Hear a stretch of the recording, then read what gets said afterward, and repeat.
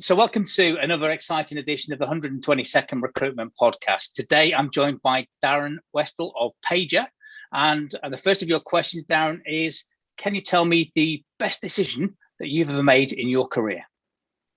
Absolutely. And that's quite an easy one, actually. It's deciding to quit my job as CTO of Broadbean. And that's no reflection on Broadbean. I loved my time there, loved the company. We used to have a saying that we bleed green, and I absolutely did. But I hit that pinnacle of my career. I was aiming to be that CTO for such a long time that when I got there, actually, I felt a little bit empty inside and I didn't know what was next in my career.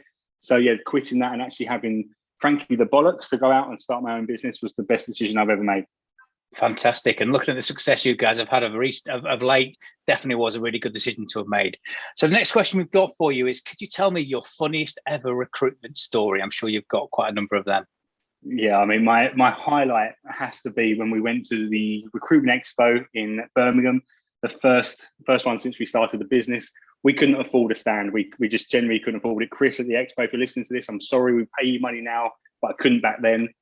So we went with free hug t-shirts on. We literally just went around. You do, and we just saw everybody make such a noise. We just giving around free hugs to everyone, starting conversations. We closed so much business, but we didn't pay a penny, and I'm really, really sorry about that. I feel really guilty, but needs must. Fantastic, and good to see how well it worked. I remember it well. So the next question we have for you, and we're going slightly over the normal two, is could you tell me the biggest failure in your career, which I'm sure is pretty hard to pin down one, because it sounds like it's been a pretty good career to date. Oh, no, mate. I've had failures, absolute failures. This is probably from my time at Broadbean, actually. At Broadbean, I was a tech guy, right? I was a developer. And there's something called a cron tab, which is basically scheduled tasks to run on servers. And the way you edit it is you write cron tab space -E to edit.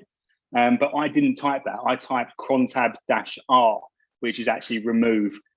So I wiped all of the scheduled tasks. And this was back in the day, before we had the right processes in place. So yeah, I was responsible for quite a serious problem at Broadbean because I typed the wrong letter.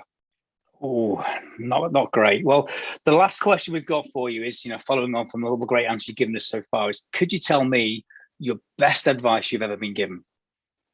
Absolutely. And it's something that we call extreme ownership. So when something like that happens, right, if somebody really, really messes up, the first thing normally you try and do is work out who to blame.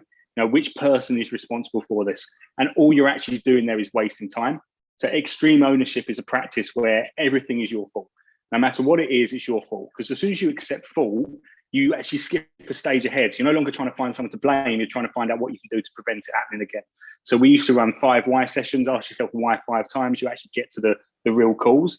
But it's a practice across the business, extreme ownership. Everything is your responsibility. Once you accept that, everything becomes so much easier because you're not trying to point fingers. You're actually working together as a team.